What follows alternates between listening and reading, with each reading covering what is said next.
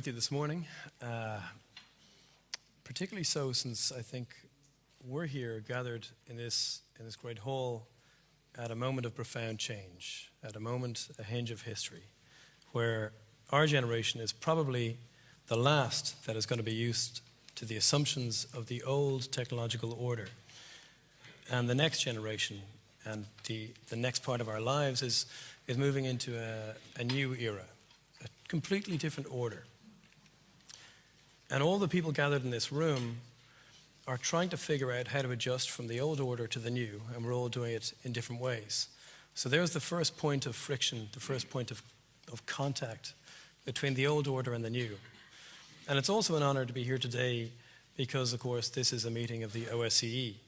And the OSCE is where East and West meet, and there's the second point of contact. So we have 2 points of contact between the old order and the new order, and between East and between West.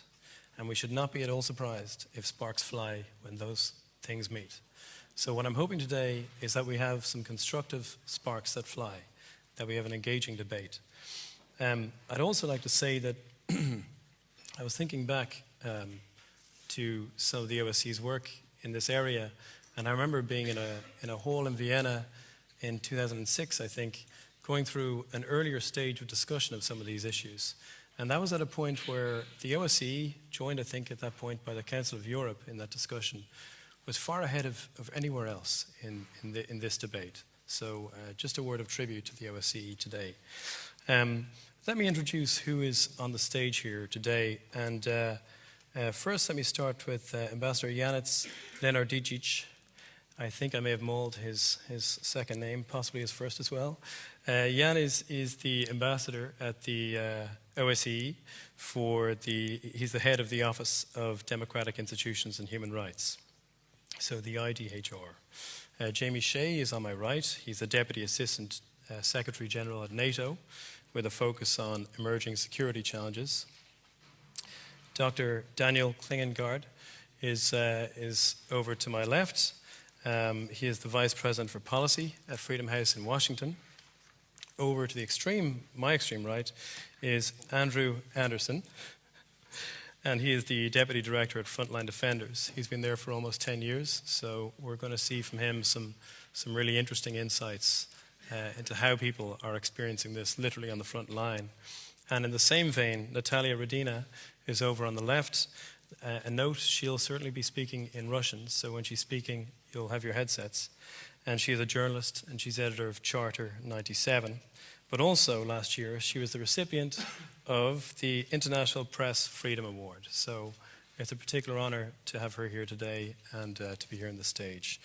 So I'd like to invite Janez Lenardičić to present the ODIHR's perspective.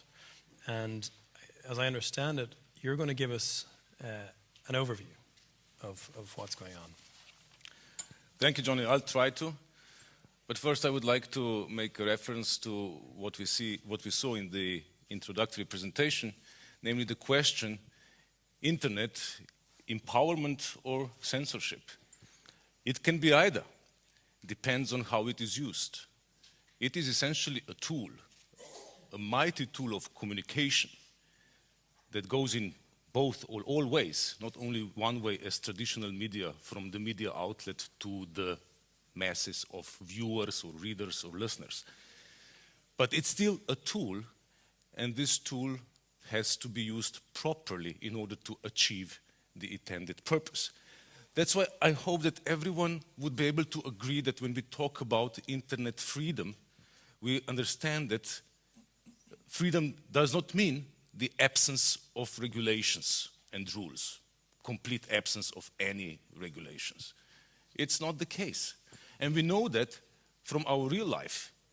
We know very well that if we want to have freedom, if we want to have open and free public space, and I do consider internet as part of that, or major part of that, becoming ever-growing part of open and free public space, then we need to agree that there have to be some rules that govern the behavior of all stakeholders. Now, which rules? And who will set the rules? Here, I would like to recall what Tanishte said yesterday in his introduction to this conference. He stated very eloquently his case that values that we, including we in the OSCE, defend, extend very well into the virtual reality, onto the internet, into the internet. They don't stop once we log in. Internet is a space where the same values apply as in the physical world. And if that is so, then I would argue that also the same rules should apply. The same rules that govern the personal freedoms, human rights, fundamental freedoms, and so on, as well as the rules that govern the responsibility of individuals. How would then this work? I think when we try to imagine in a concrete case what rule and how it should be applied, I think it helps if we try to draw a best possible parallel with the physical world. Personally, I like to see internet as a digital parallel of what we have had in the Hyde Park as a speaker's corner since the 19th century. An open, a free space where anybody could come and address others. Anybody who went by could stop and listen or not. So this, I think, is a good parallel for what we have in the digital space via bloggers or others who want to express themselves and address others and share their views and information with others. If we look at it this way, then of course, when we talk about internet freedom, we do not talk only about freedom as in the sense of traditional media freedom. Of course, that is an important part of the internet. All the traditional media outlets use it. The broadcast media, the print media, they all use internet in order to, as one of the media, to reach their readers or viewers or listeners. But it's much more than that. It's much more, it's a space where individuals can also address others. It's a place for individuals to exercise their fundamental freedoms, like freedom of expression, freedom of association, freedom of assembly, like that crowd that gathers around a speaker in the Hyde Park. And as I said earlier, when we try to see how these freedoms are to be protected, we need to apply, in my view, the very same rules that we have already agreed apply in physical world. The very same commitments, and there are plenty of them, including within the OSCE, where all of them, every single one of them, were reached by consensus. You mentioned, Johnny, at the beginning that there were some sparkles, maybe sparkles between East and West. OSCE is a place where East and West meet. It's also a place where, yes, East and West still sometimes fight, but what happens also, and maybe more often, is where East and West work together and where they develop standards and commitments together. And in the last 2 decades or so, they have developed a whole range of commitments, and many of them are perfectly applicable to the digital world. Also, issues like access to internet. Is it a human right? Access to information is defined as the right in OSCE body of commitments, as is also right to privacy, as is also the need to balance the efforts to fight terrorism, the use of internet for terrorist purposes, the use of internet for spreading child pornography, the use of internet for combating, for spreading hate and inciting hate crimes. All these things have to be fought. We have to combat all these things, the OSCE participating states agreed, while protecting freedom of expression. They committed, the participating states of the OSCE committed themselves to enhance their efforts to counter the use of internet for terrorist purposes, including by surveillance and so on and so on. However, while duly protecting the right to privacy, it's all there. It's all there. What is also there in the existing body of commitments and standards is that there are limits to individual freedoms. Individual freedoms stop when the freedom of another starts. So they are not unlimited, absolute. Also, there are restrictions that are possible and admissible, and OSCE states have defined very carefully the conditions and the criteria when such restrictions, such derogations are allowed. They agreed that they are allowed if they are carried out in accordance with the principles of proportionality and necessity. And that the only purpose of restriction is not to suppress the exercise of an individual freedom, but to ensure its effective exercise. That's the purpose of restrictions. So I would conclude my remarks with the following. I think that rules of behavior are needed if we want to preserve internet or any other open and free public space as such. And second, we don't need new rules to develop new rules for the digital space. My argument is the existing ones, including the OSCE commitments, apply perfectly to the digital space. And in order to illustrate this, let me quote you one of the commitments that is included in the Copenhagen document of the OSCE, adopted in 1990, at the dawn, if not before, the digital age. I quote, "Participating states agree that everyone will have the right to freedom of expression, including the right to communication.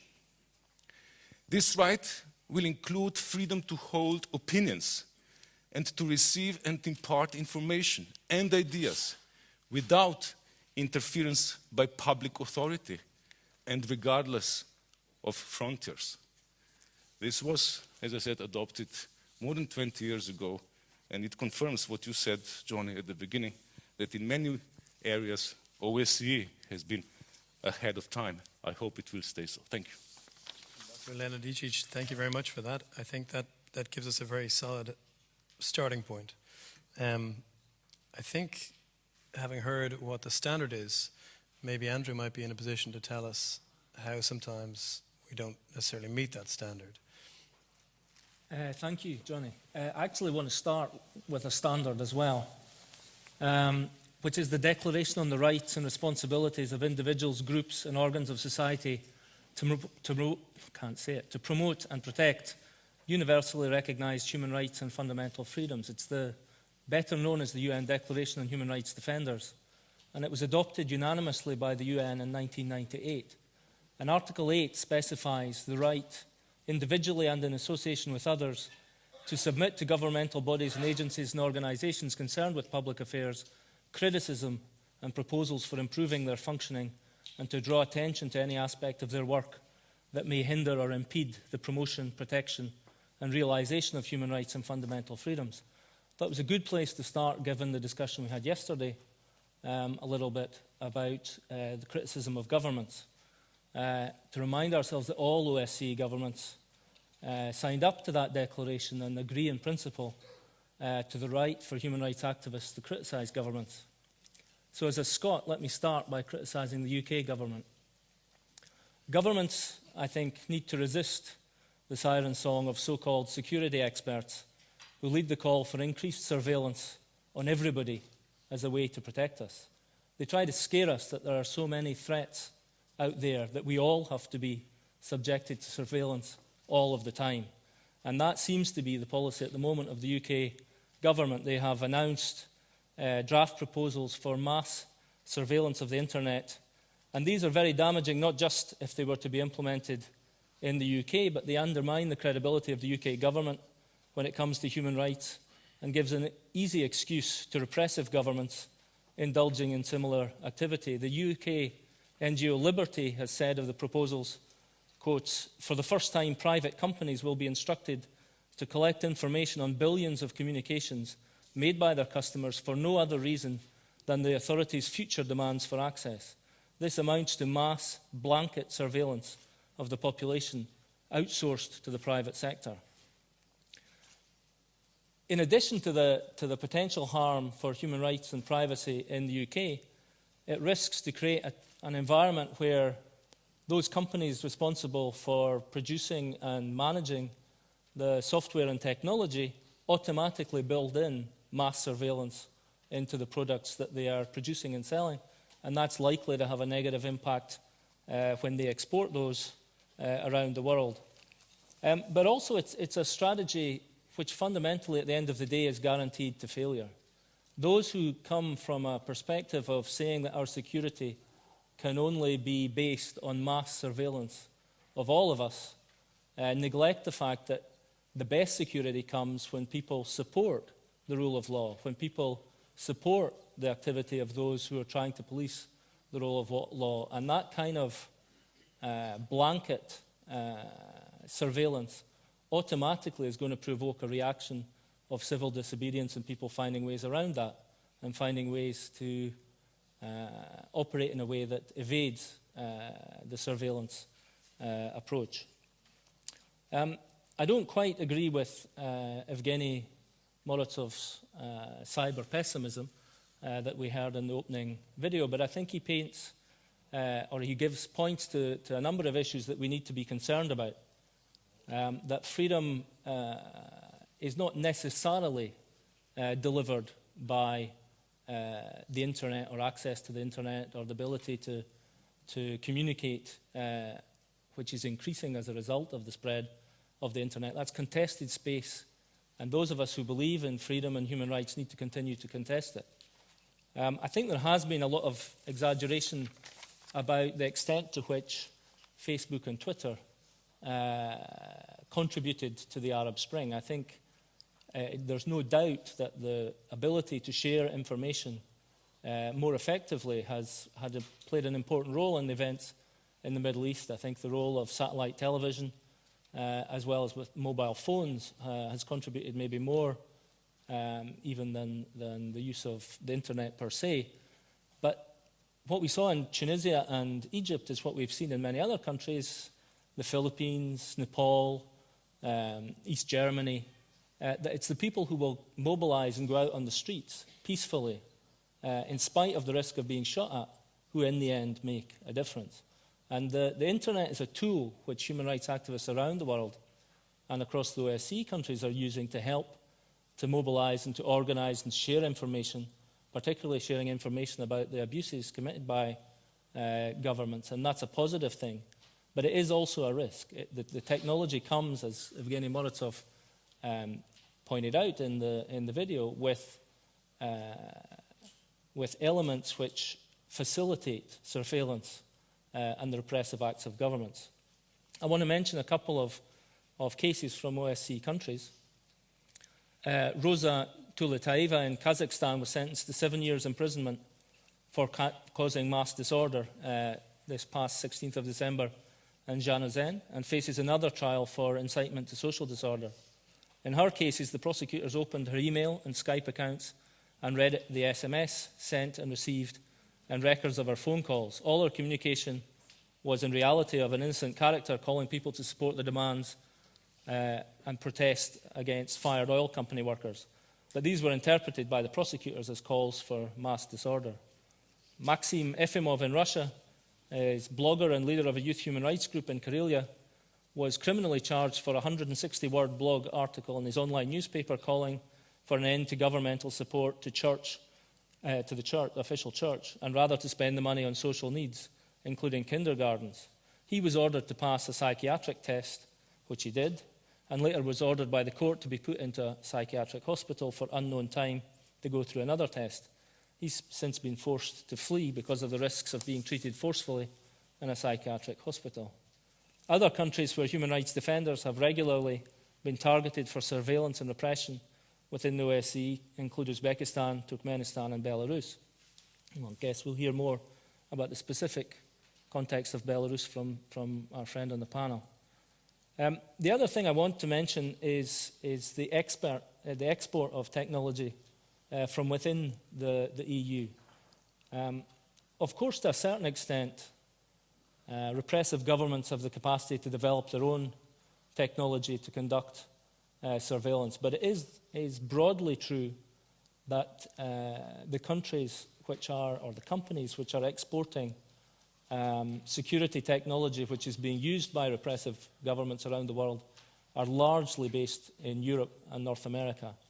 And unfortunately, at the moment, there is not proper regulation of those exports, and there is not any accountability of those who are supporting the actions of repressive governments.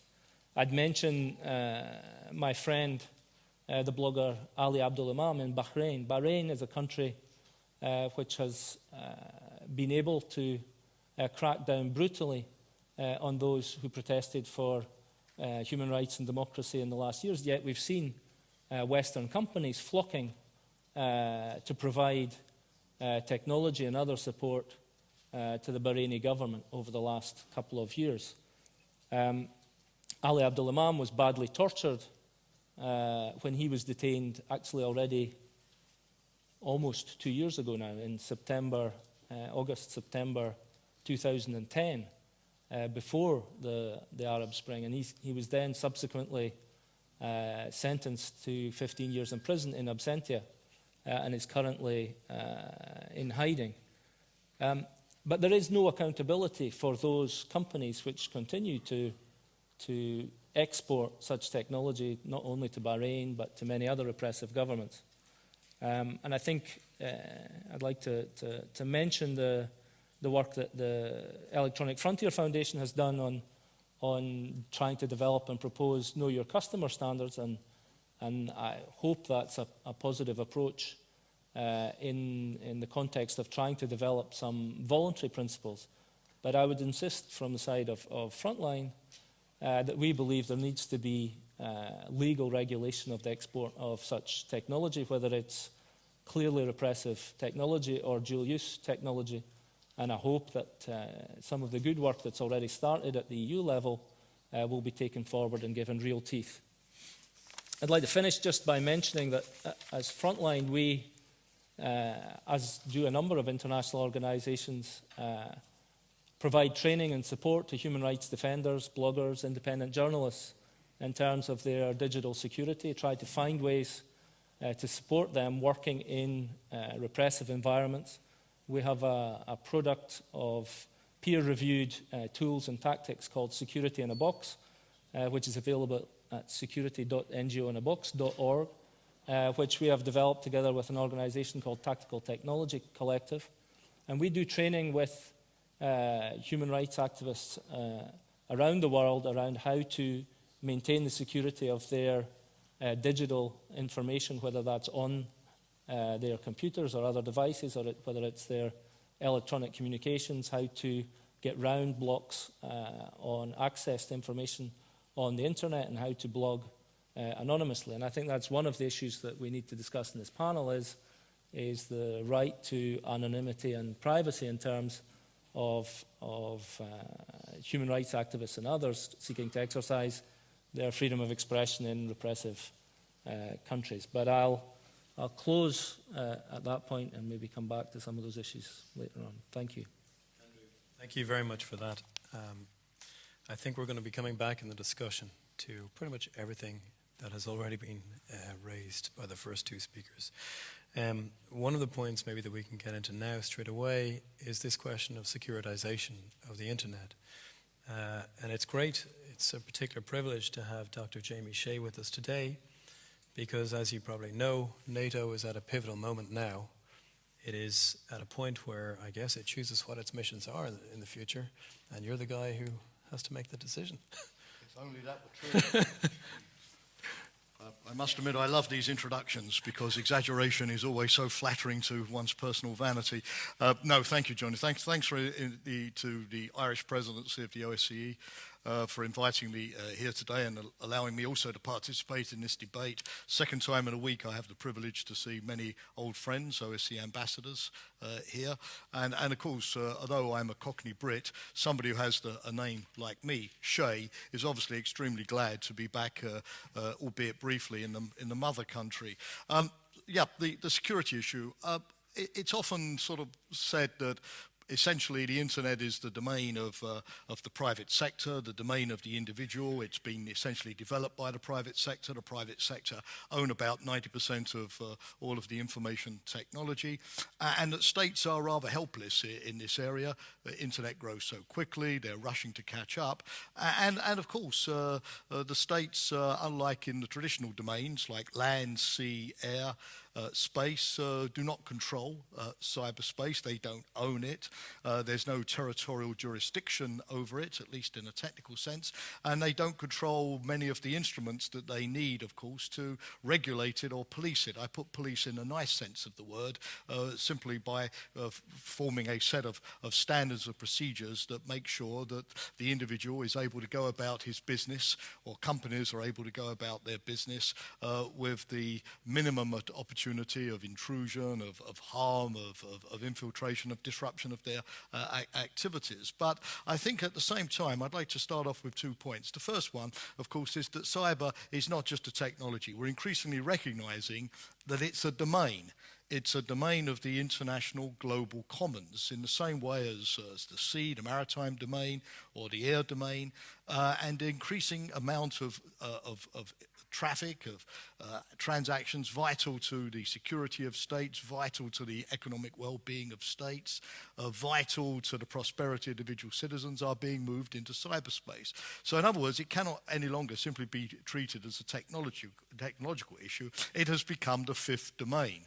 And number two, as in the previous domains, essentially the protection that is provided will have to come from state activity, whether we like it or not. The state attitude, the state, international state cooperation, more so than the activities of private individuals or NGOs, no matter how important, or the activities of private companies, the stance of states will ultimately determine whether this continues to be an archaic domain, where perhaps the disadvantages may increasingly outweigh the advantages. We heard about that from Yevgeny Morozov, to the opposite. In other words, a protected domain like air traffic control or public health systems, or access to electricity or energy and so on, which the state has to provide. When you're in a situation, frankly, ladies and gentlemen, where last year there were 5.5 billion instances of malicious activity on the net, where over 230 million individual identities were compromised, where the United States in the first 11 months of last year tallied $96 billion of cost to its economy from hacking, from closure of companies in the wake of hacks, theft of intellectual property, cybercrime. According to Symantec, I can't say if this is true, but organized crime in the cyber domain is now pretty much at the level of the international narcotics trade. When you've got that sort of level of a security challenge, then obviously the state has to be involved. So I think that one of the points of the discussion is, therefore, what is the appropriate role of the state in the cyber domain?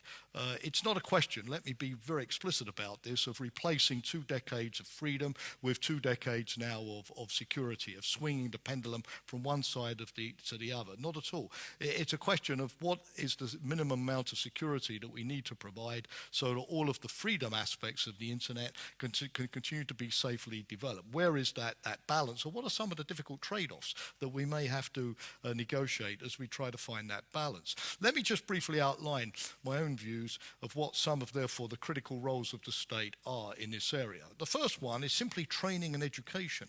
The government sends out warnings to people about floods.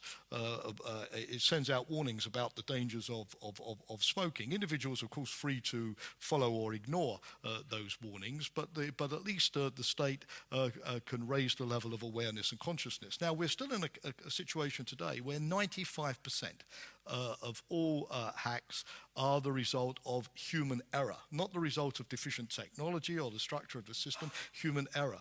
The internet has simply increased the old-fashioned confidence tricks that criminals have played for a long time already. And increasingly, of course, hackers are not focusing so much on the technology, but the vulnerability of the individual on the web. One example, company in the US, RSA, recently lost a great deal of intellectual property because a number of employees were tempted to go onto an email which was presented as the 2011 recruitment plan. It's an obvious kind of thing. So first of all, to increase the degree of human caution and best practice on the web. Secondly, protection of critical infrastructure. The duty of the state is to try to identify in any society what is the infrastructure increasingly controlled by computer-based systems like SCADAs, which is absolutely vital to the functioning of the state. Electricity grids, air traffic control, water supply, and so on, and therefore, and then to regulate. Yes,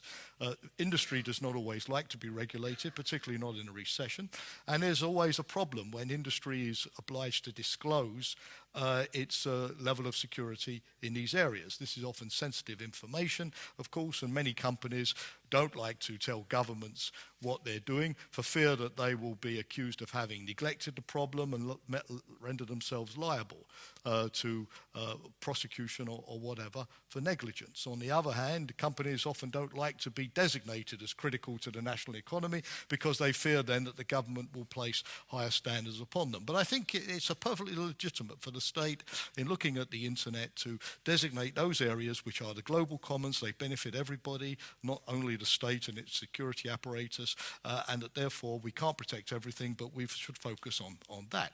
Thirdly, I think it's clear that in order to have a safe internet, we need a higher degree of interaction between the private sector and the state when it comes to intelligence sharing. The state has a duty to provide companies with intelligence that it's picked up regarding vulnerabilities on the web, things that need to be patched, new forms of malware that may be coming along.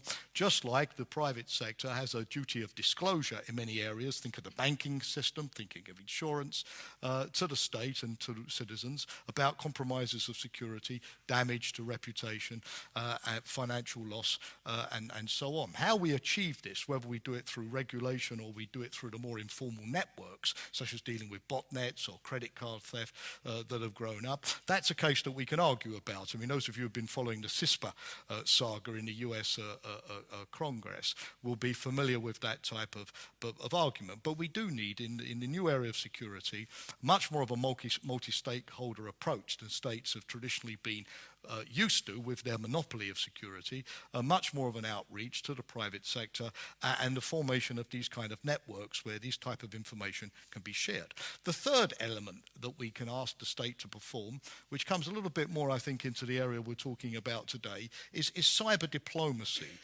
It's not just techies who are responsible for cyber security, as important as their role may be. There are some diplomatic aspects where the state can intervene. For example, a large number of attacks originate from very few countries in the world. Which is rather different to most security problems. Terrorism originates from many countries, proliferation originates from many countries, failed states can be anywhere on the globe potentially, but actually in the cyber domain, the large number of attacks, according to the Financial Times, over 70% originate in Eastern Europe, the eastern side of the European continent.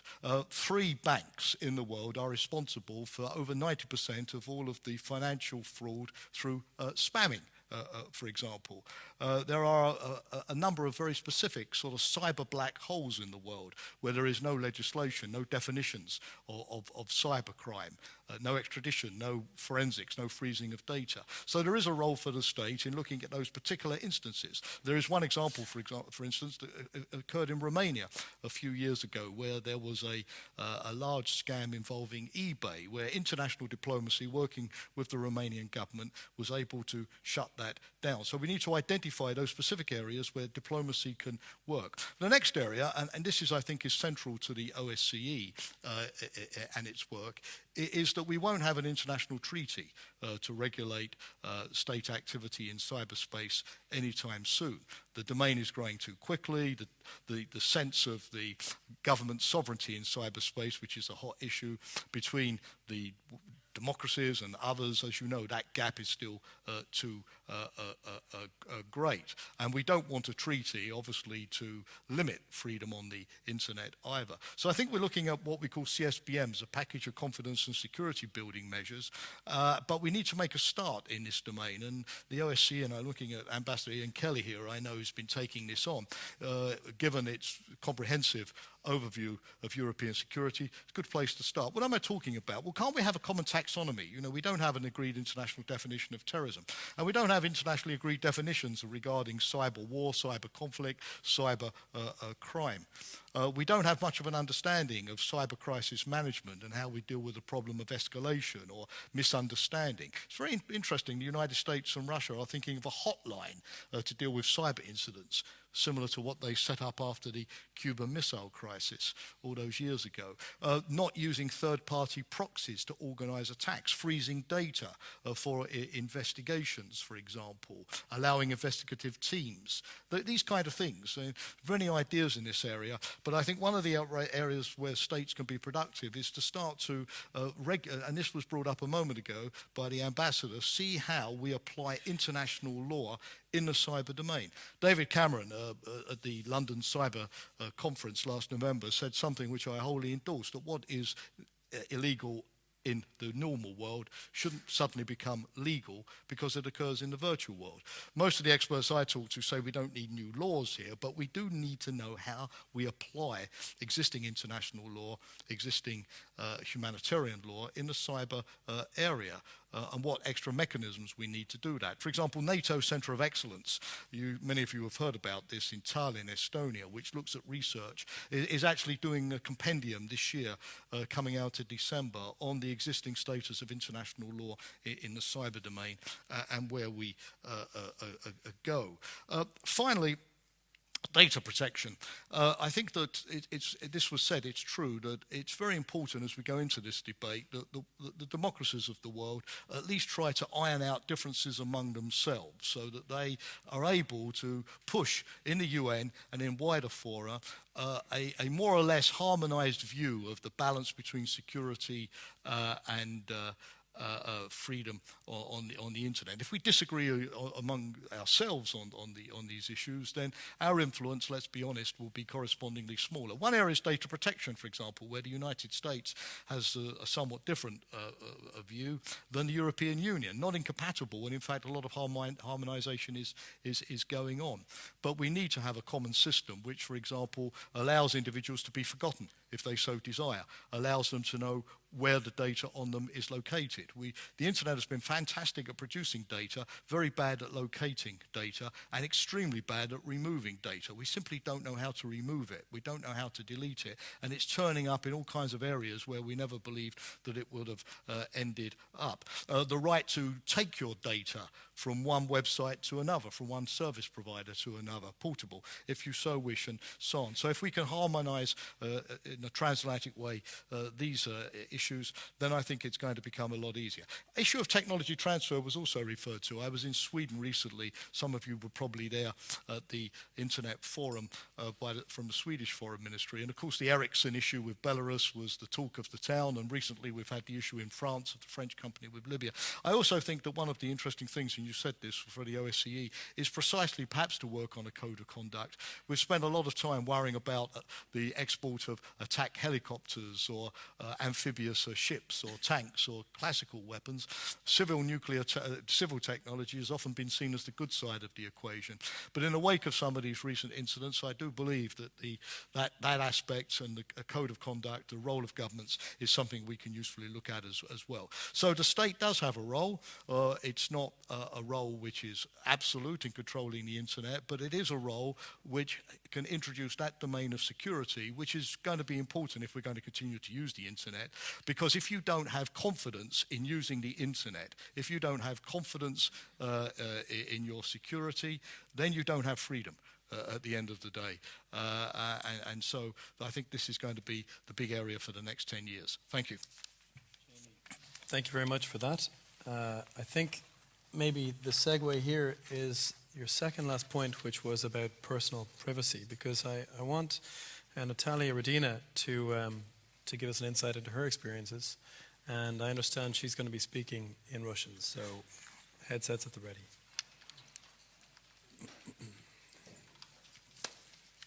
Okay, thanks. I will speak Russian. Thank you very much.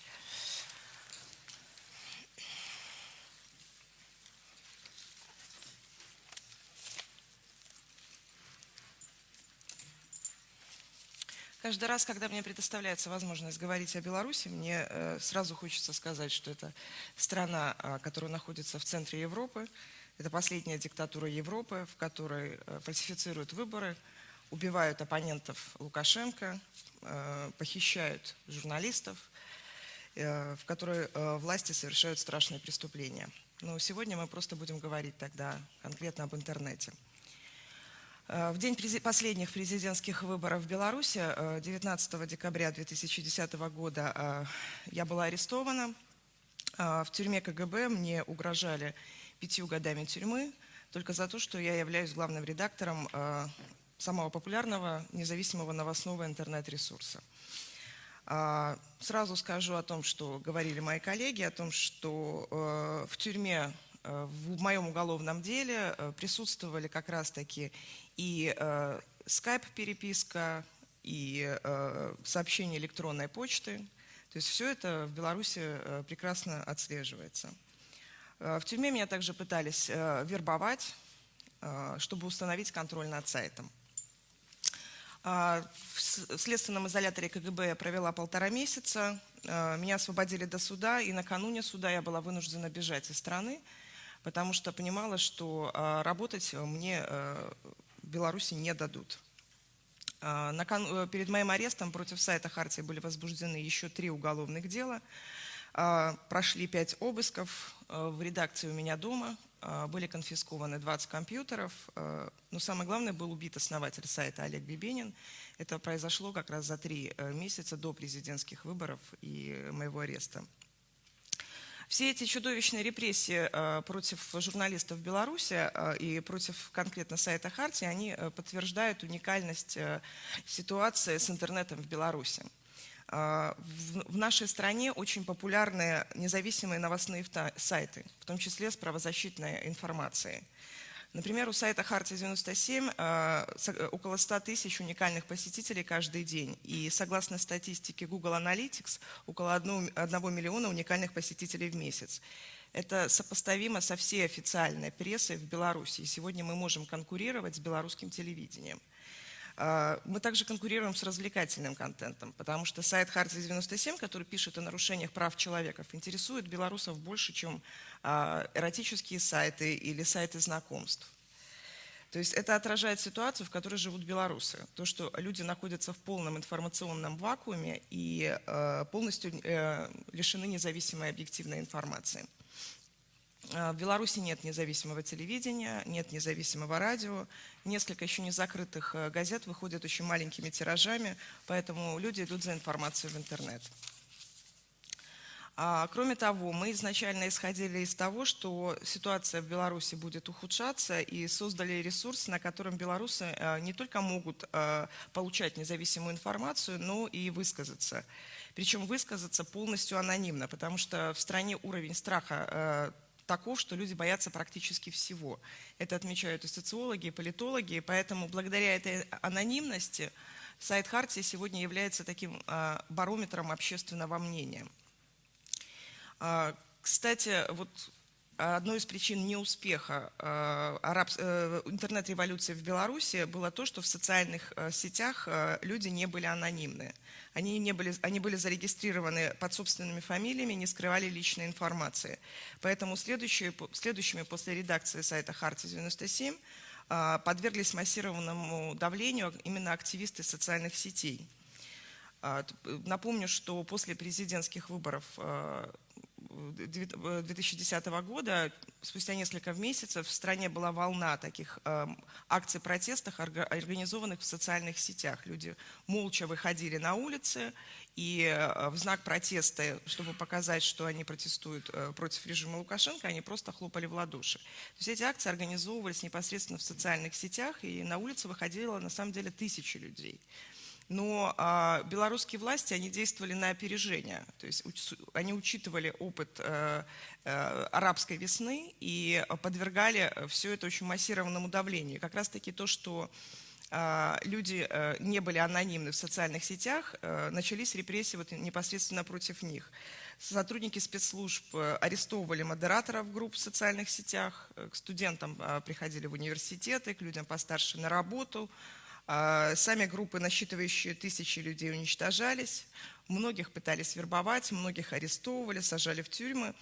Это была такая одна из самых массовых и незаметных акций давления на белорусских активистов. Кроме того, опасаясь мобилизационного эффекта конкретно сайта Хартии 97, когда информация мгновенно распространяется на большое количество людей, хочу отметить, что не последнюю роль в том, что 19 декабря, в день выборов, на улице вышли десятки тысяч людей, сыграл и сайт Хартии, потому что мы об этом писали каждый день. Спецслужбы перешли, вот, и опасаясь этого мобилизационного эффекта, спецслужбы перешли к откровенно криминальным методам борьбы. Сегодня на сайт Хартии проводятся вирусные атаки, DOS-атаки. Спецслужбы используют фишинг, то есть создают фальшивые сайты, страницы с авторизацией, воруют личную информацию, заражают компьютеры пользователей троянскими программами. С Хартией 97 это выглядело следующим образом.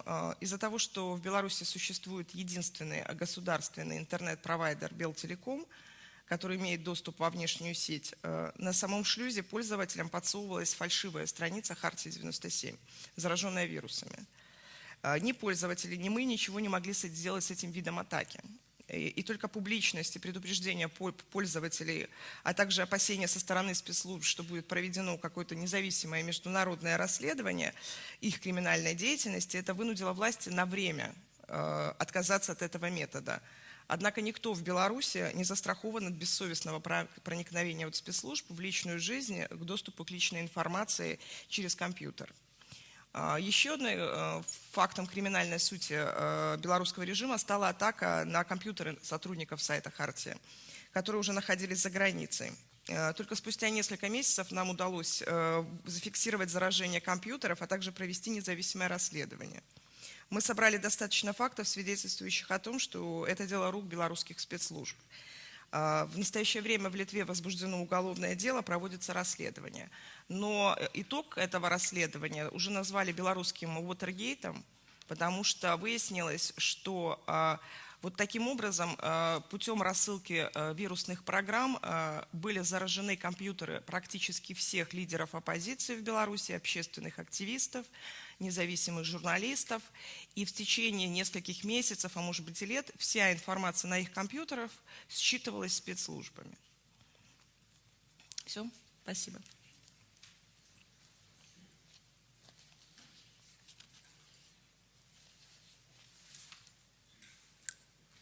Natalia, thank you for sharing that with us. I think that gives us a personal perspective on some of the issues we're speaking with here, and maybe to bring the whole thing full circle then. I could feel as you were looking at that video, Daniel, at the very beginning, that you probably wanted to reply straight away, and probably what we've just heard gives you some fuel for your reply. So if you can give us a perspective from Freedom House, that'd be great. Well, thank you. It's certainly been a very rich discussion, and I'll try to tie some of these threads together. I would take as a starting point Evgeny Morozov's point, and Andrew reiterated it, that the internet is contested space. I think left to its own devices, it would, on balance, promote greater freedom, but it is precisely for that reason that certain governments invest very heavily in different ways to control the internet. I also think it's important to reiterate the ambassador's point that existing international norms and including OSCE documents reinforce the idea that fundamental freedoms apply online. There are some complex issues and areas where we need to do more, such as figuring out how to limit criminality on the internet, but there are other cases that are just clearly violations of fundamental freedoms.